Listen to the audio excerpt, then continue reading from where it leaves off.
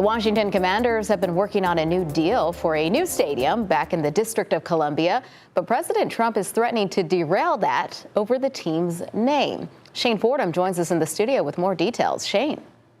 Well, Dana, just days away from training camp, President Trump is threatening to block the deal between the District of Columbia and the Commanders for a new stadium if they do not change their name back to the Redskins. Now, in April, the Commanders in the District of Columbia announced they reached a deal to build a new stadium on the site of the former RFK Stadium in D.C. Now, many of you know this location is nostalgic for Commanders fans because it's where the franchise has called home for 3 decades, which included 5 Super Bowl appearances and 3 Super Bowl wins.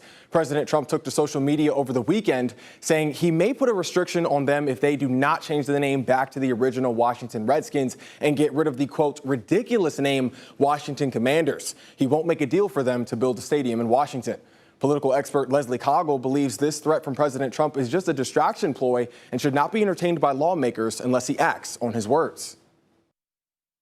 I think right now, everybody's best response is not to respond to being baited.